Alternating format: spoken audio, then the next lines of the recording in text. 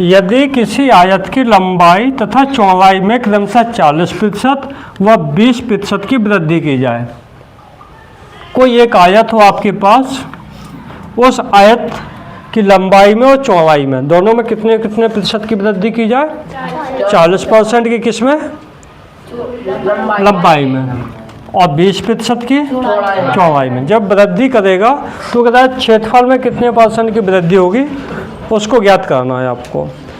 तो इसने आयत भी नहीं बताया कि उस आयत की लंबाई चौड़ाई अभी कितनी है। तो हम मान के चलें कि जो ये आयत है, इस आयत की लंबाई चौड़ाई कितनी है? x और y है। कितनी है? x और y। x इकाई लंबाई है और y इकाई चौड़ाई है। माना आयत की लंबाई x इकाई और चौड़ाई कितने मान लें? y इकाई। तो तब इसका क्षेत्रफल कितना होगा? आयत का क्षेत्रफल का सूत्र क्या होता है? लंबाई गुणा चौड़ाई। तो लिखेंगे लंबाई गुणा चौड़ाई। लंबाई है आपकी x और चौड़ाई कितनी है? y। तो xy वर्ग इकाई हो जाएगा। अब इसके आगे आपको इस सवाल पे चलना है। अब कह रहा है इसी जो आयत की जो बात कर रहा था, उसी आयत की जिसकी लंबाई चौड़ाई हमने क्या मानी है? xy। इसमें लंबाई कितनी बढ़ा दें? 40% और चौड़ाई कितने बढ़ा दें? 20%। तो अब लिखें प्रश्न अनुसार लंबाई में 40% की वृद्धि करने पर नई लंबाई क्या होगी इसकी? ठीक है, 40% की इसमें वृद्धि कर दी। जैसे ये आपके पास आयत है, अब इसकी लंबाई और बढ़ा दे तो यहाँ तक आ जाएगी लंबाई। मान लो कि ये लंबाई जितनी थी उसको और बढ़ा दिया 40%, तो यहाँ तक हो गया ये। ठीक है, और इसकी चौड़ाई भी ऐसे बढ़ा दी, तो अब ये आयत ऐसे नया बन गया। इतना लंबाई चौड़ाई में अगर वृद्धि कर दी तो नई लंबाई कितनी हो जाएगी? पहले की लंबाई तो x थी और इसी लंबाई का कितना % और बढ़ा दिया? 40%। कितना %? 40। पहले से x तो थी और इसी x का कितना % और बढ़ा दिया? 40%। तो 1 0 से 1 0 कट गया, इसका बट 1 करके लासा ले लो तो 10 आ गया। तो ये हो गया 10x और प्लस का 4x। चाहते तो यहाँ पे भी आप काट देते 2 से भी, तो 2 दूनी 4, 2 पंचे 10। चलो नहीं काटा, कोई दिक्कत नहीं है। 7 10 और 4 14। तो 14x बटे कितना हो गया? 10। अब इतनी इसकी लंबाई हो गई। चौड़ाई में भी कितने % की वृद्धि करता है? चौड़ाई में 20% की वृद्धि करने पर नई चौड़ाई कितनी हो जाएगी? तो y है और प्लस y का कितना %? 20%। तो 1 0 से 1 0 इसका भी काट दो, बट 1, तो लासा कितना आ गया? 10 आएगा ना। तो कितना आ जाएगा?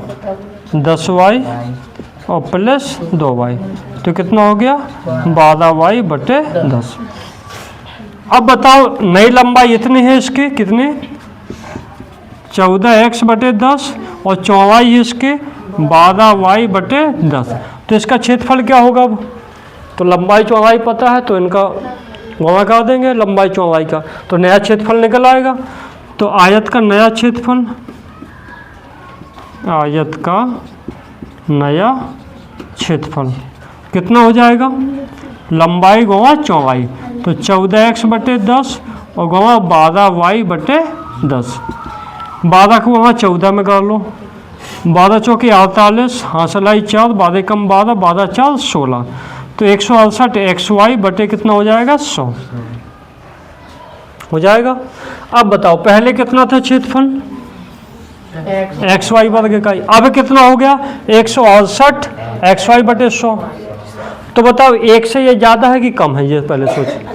100 का भाग 168 में देंगे तो 100 तो ज़्यादा है, तो मतलब इससे ज़्यादा है ये, है ना। तो ज़्यादा है तो वृद्धि तो हुई है। तो वृद्धि क्षेत्रफल कितना हुआ? तो क्षेत्रफल में वृद्धि, क्षेत्रफल में वृद्धि। तो नए आयत के क्षेत्रफल में से पुराने आयत का क्षेत्रफल घटा दें, तो बटे 1 करेंगे तो कितना आएगा? 100।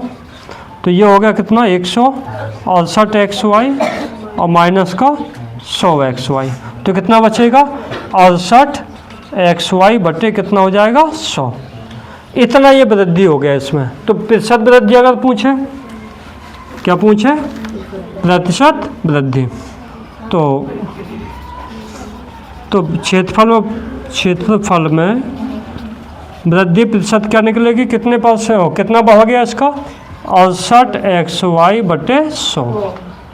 ये बढ़ा हुआ क्षेत्रफल हो गया बटे पुराना क्षेत्रफल कितना है xy, इसी से तो इतना ज़्यादा हो गया था, तो बटे में xy और गुणा कितना कर देंगे 100।